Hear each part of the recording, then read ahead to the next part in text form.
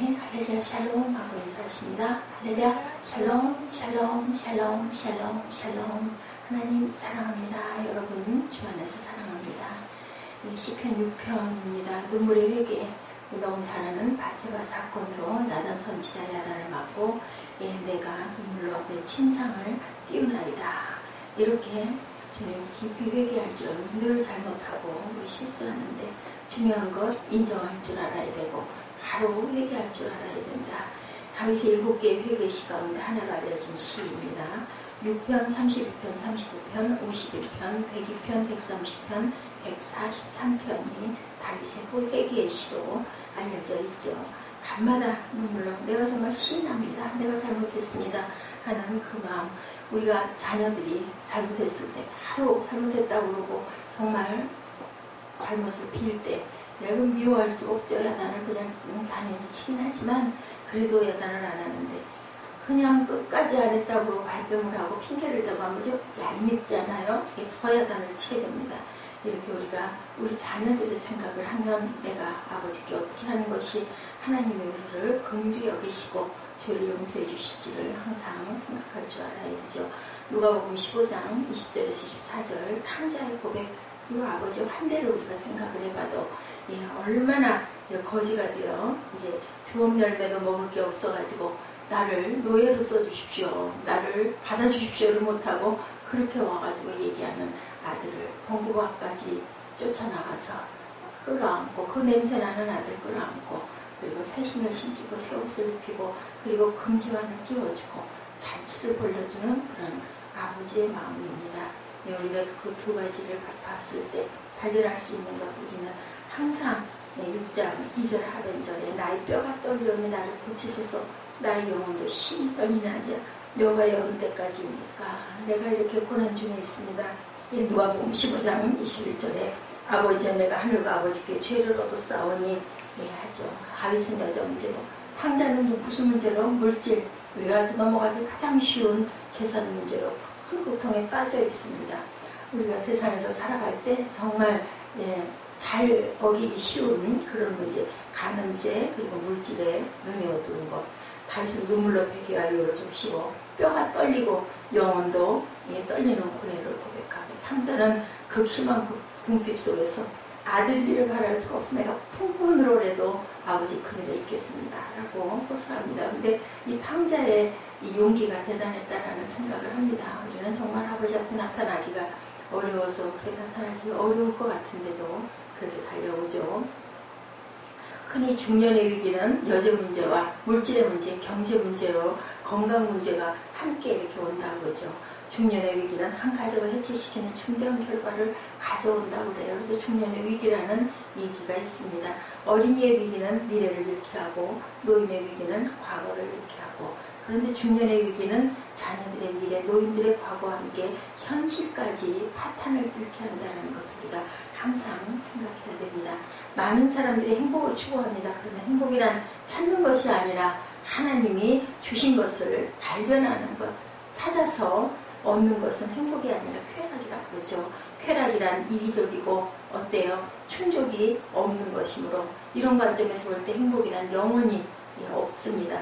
쾌락을 행복인 줄 알고 추구하던 다윗도 탕자도 결국은 고뇌 속에 무엇을 구원을 호소하고 있죠. 우리가 여기서 주목해야 할 사실, 고뇌는 자신의 쾌락 추구의 죄과임을 인정해야 한다는 점.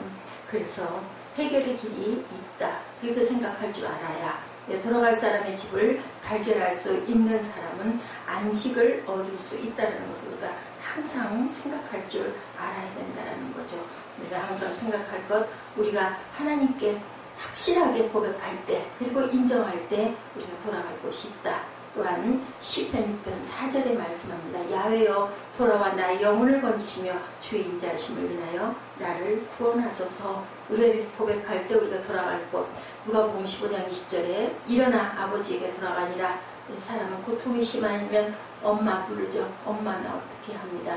궁합이 극심하면 하나님을 부르게 됩니다. 어머니 다음에 하나님이죠.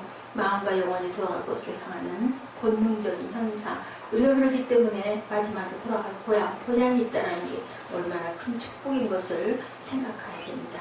마음과 영혼이 돌아갈 곳으로 향하는 우리 돌아오며 돌아올 곳이 없는 시장민 망향에 눈물을 흘리죠. 갈 곳이 없으니 길 나서면 갈 곳 없을 때 어때요? 우리 차로 달릴 때도 그렇고 어떤 상황에 그냥 빈손으로 해서 묵혀가지고 밖에 나가면 막상 나가고 갈 곳이 없습니다. 막연하죠.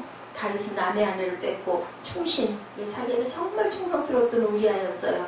그 우리아를 죽였으나 용서하시고 구원하실 자의 하나님을 향해 눈물을 흘렸죠.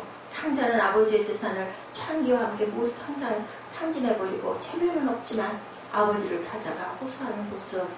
이미 고인이 된 그 종주영 씨 집에서 도망 나올 때 30마리를 훔쳐갖고 나왔다고 그래요. 나중에 성공하죠. 그래가지고 소 5,000마리를 끌고 원래 고향이 이북이었으니까 이북으로 갔으나 끝내 그를 용서할 아버지는 안 계셨기에 죄책감을 가진 채 눈을 감았다고 합니다. IMF 때 수십, 수백, 수천의 노숙자들을 거리를 헤맸어요. 실직과 경제 바탕으로 가정은 흩어지고 가장한 길거리로 떠돌았습니다. 그런데 눈물을 머금고 가정을 지키는 아내가 있는 집은 결국 남편들이 돌아올 수가 있었다고 그래요. 돌아갈 가정이 없는 사람들은 아직도 노숙의 고달픈 생활 속에서 그렇게 그냥 정말 어디서 죽었는지도 모르게 죽는 그런 사건들이 일어났다고 그러죠. 돌아갈 곳이 있는 중년의 몸에는 가벼워질 수가 있다. 우리는 돌아갈 곳이 있습니다. 셋째는 기대받게 환영이다. 시편 6장 9절 상반절에 야훼께서 내 간구를 들으셨으며 하였고 누가복음 15장 24절에는 이 내 아들은 죽었다가 다시 살아났으며 내가 잃었다가 다시 얻었노라 하니 저희가 즐거워하였더라라고 우리가 생각할 수 없었던 환대를 받죠. 다윗은 눈물로 회개함으로 하나님께 용서를 빌고 솔로몬을 얻고 그죠. 와병 종신할 때까지 왕위를 지켰고 탕자는 아버지가 달려와 몰골을 안고 입맞추며 새옷과 신과 반지를 끼우고 살찐 소를 잡아 잔치를 열며 아들의 신분을 돌려줍니다. 누구든지 죄가를 인정하고 하나님께 돌아오면 이렇게 환대를 받는다는 것을 절대 잊지 말고 내 목숨을 끊어서 내가 잘못한 거, 내가 뉘우친 것을 그것으로 끝낸 그러한 가룟유다 같은 삶을 살아서는 안 되겠죠. 어느 분이 중년의 위기를 돕기 위해 만든 중년의 십계가 있습니다. 오늘은 이 중년의 십계를 소개해드리고 말씀을 마칩니다. 제1은 젊음을 투기하지 말라. 이는 중년의 많은 문제가 투기심에 비롯되었기 때문이라는 거죠.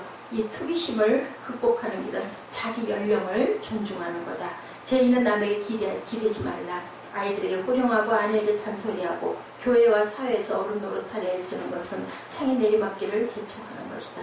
제3은 고집 부리지 말라. 내 뜻을 굽힐 줄 모르는 남의 뜻은 경히 여기는 자신감은 열등감이라는 것을 우리가 알아야 된다.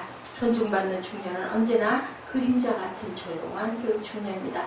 제사는 넋두리하지 말자. 나만큼 고생한 사람 나와봐. 그런데 이게 결과야. 나만큼 공이 있는 사람 나와봐. 그런데 이것이 대가야. 이것은 망령의 시초라고 합니다.